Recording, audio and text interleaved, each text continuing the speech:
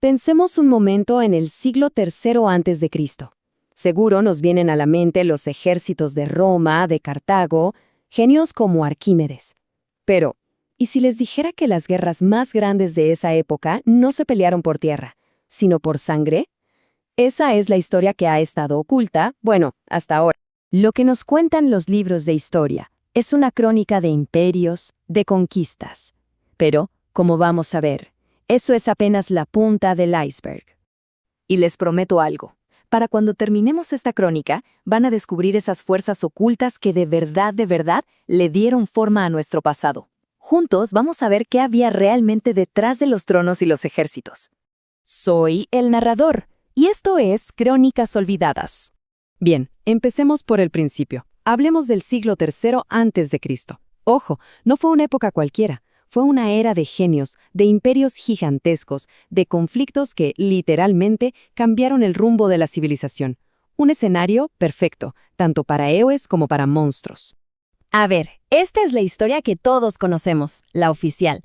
Por un lado tenemos a Roma y a Cartago dándose con todo por el control del Mediterráneo. Mientras tanto, en el lejano oriente nace el que sería el primer emperador de China. Al mismo tiempo, en Grecia, mentes brillantes como la de Arquímedes están revolucionando la ciencia. Y en la India, ¡boom!, surge un imperio colosal. Parece un tablero de ajedrez global, ¿no creen? Como si cada pieza se moviera por su lado. Pero aquí es donde la cosa se pone interesante. Vamos a correr un poco el velo, porque todos esos grandes eventos, todas esas guerras y descubrimientos, en realidad eran solo la fachada, la cubierta de un conflicto muchísimo más antiguo y mucho más oscuro. Miren, las guerras púnicas no fueron una simple pelea por Sicilia, fueron una guerra proxy, una guerra por delegación. ¿Entre quiénes? Pues por un lado, el clan de vampiros Ventrú, que ya se había metido hasta la médula en el poder de Roma, y por el otro, los antiguos señores que controlaban Cartago. La verdadera batalla no era por rutas comerciales, no, era por el control del rebaño. Es decir, de la humanidad, el suministro de sangre que, claro, alimentaba a estos inmortales. Y ojo, esta guerra no se peleaba solo con espadas y escudos, para nada. Hay registros de una batalla clave donde una vampira antiquísima, de nombre Inanna, usó sus poderes de dementación, para ser exactos, para literalmente romper la mente de un general enemigo, un tal Mardan. Lo hizo huir aterrorizado, entregando así la victoria. La historia oficial lo tacha de cobarde, claro, pero la verdad es que fue víctima de un asalto psíquico.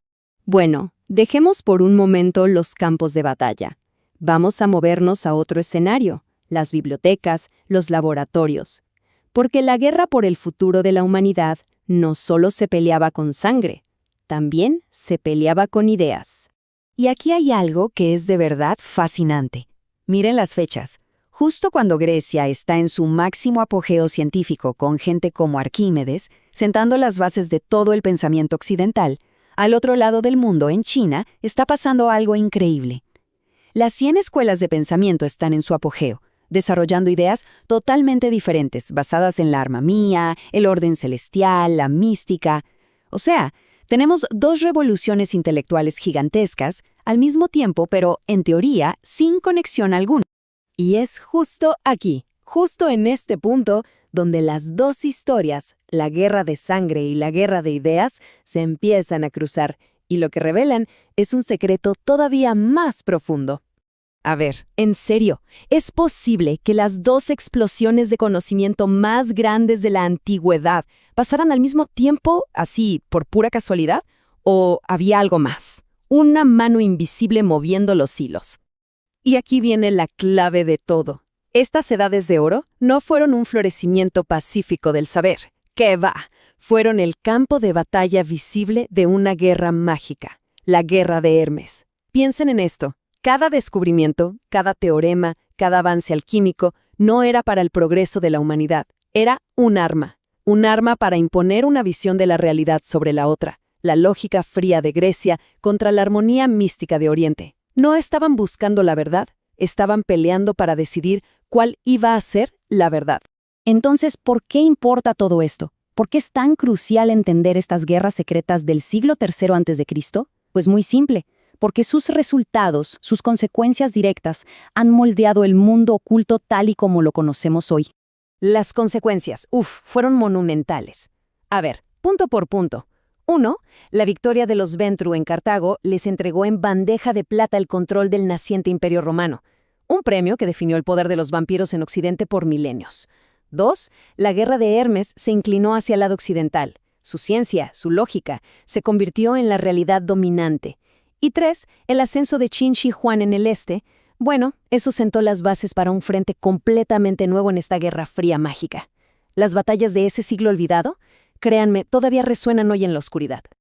Al final del día, lo que nos queda claro es que la historia que leemos en los libros es solo eso, la superficie, la primera capa. Las verdaderas batallas, las que de verdad definen el mundo, casi siempre se pelean en las sombras, lejos de la vista de la mayoría. Así que, si la idea es seguir desenterrando estas verdades, las que se esconden justo debajo de la superficie de la historia, los invito a suscribirse y acompañarnos en la próxima crónica, porque en las sombras siempre hay más historias por contar.